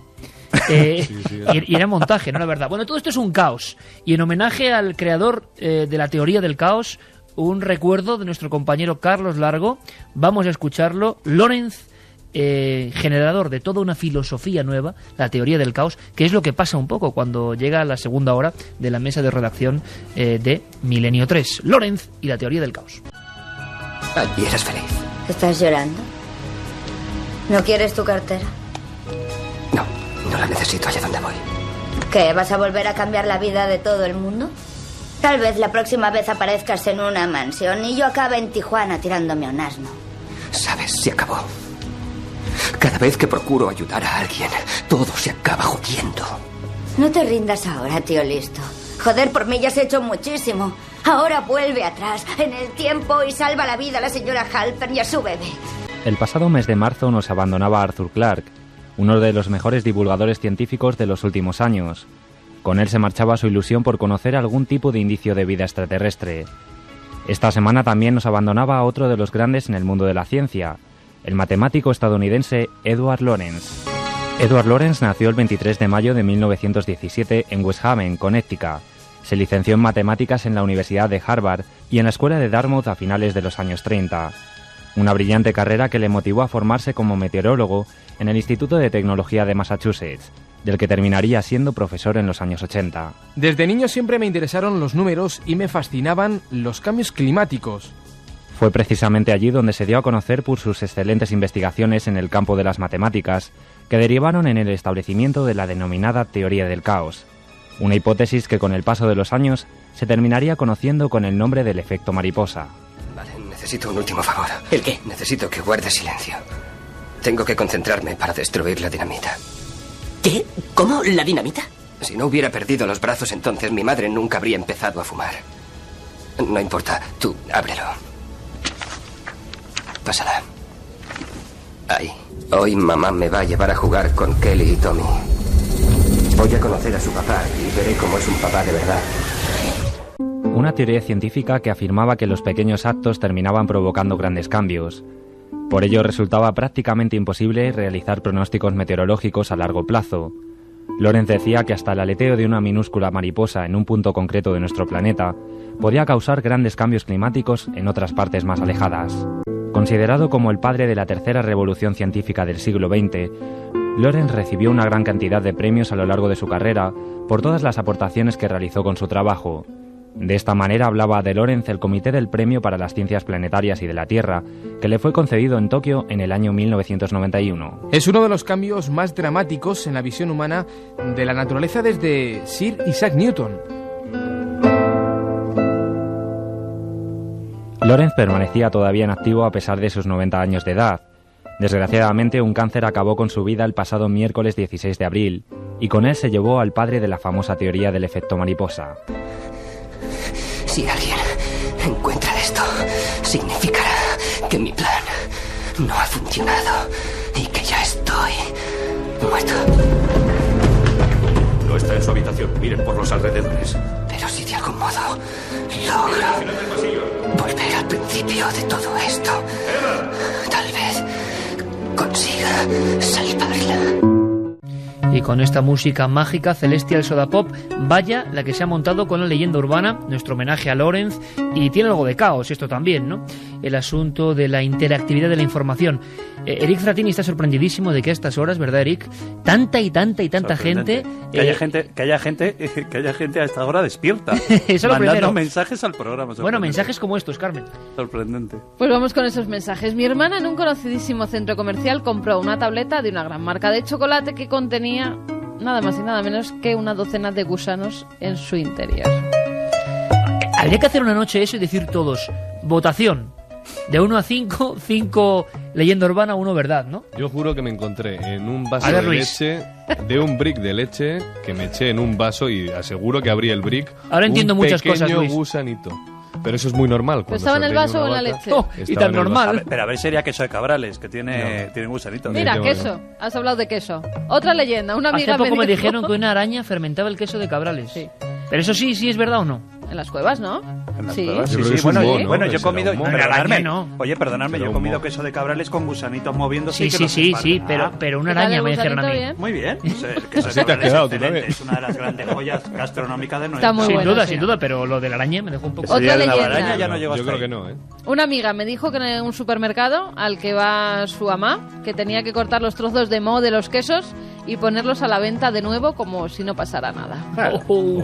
Oye, ese programa hay que hacerlo, ¿eh? También Porque nos es dicen la España ancestral, sale ahí. que todas las botellas en Coca-Cola son radiografiadas y si el resultado no es idóneo se desechan automáticamente. Anda ya. Lo dudo. Aupa Como tengan que hacer simpáticos. una radiografía de cada... Eso es una central nuclear, tanta radiografía. Seguro que sí. A mí dejadme creerme eso, que yo bebo Coca-Cola a litros. Aupa simpáticos, yo me encontré un gusanito en el bote de una marca de cacao después de pasarme y acabar casi todo el bote. Este es buenísimo. Este sí que es para, de verdad, Este es como leyenda colofón. urbana. En Algeciras cerraron un restaurante chino por encontrar un chip de perro en un plato. Salió en un periódico local. No me digáis que no es buenísimo. Y fíjate, te dice, salió en un periódico local. Por eso es verdad. Porque salió en un periódico local. O porque sea salió en un medio de comunicación. Exactamente. Yo compré el otro día un bote de coles de Bruselas y al vaciar el agua encontré un cristal grandecito y prometo que es verdad. Me quedé alucinada. Bueno, yo os prometo que haremos esa noche... Y que uno desde México. A ver... Saludos. Acá en México se dice que los tacos son de carne de perro y se venden en las esquinas y aún así los compramos, nos dice Mario. Bueno, pues yo os invito a ese programa porque va a ser el conocimiento de los rumores más profundos, y decía que el gran comunicador que rumor antesala de la noticia, antesala, a veces sí, a veces no. Pero desde luego tendrá que estar Eric Fratini. Eric, gracias, buenas noches, gracias, y un placer contar contigo esta noche. Y Luis Álvarez como protagonista fundamental de Epicentro de las Leyendas Urbanas, ¿no? Buenas noches. Venga, Luis, gracias. Santi, como siempre, un fuerte abrazo. Un abrazo. Mañana nos vemos con un programa impactante. Mañana nos vemos en 4, a eso de las 11:30. 11:30 de la noche. 11:30, programa impactante. Hemos disfrutado muchísimo. Carlos, Noel, muchísimas gracias. Y os prometemos eso, un programa sobre grandes leyendas urbanas que se están formando ahora mismo. Ahora procurad, esforzaos en ser felices. Milenio 3, en la SER.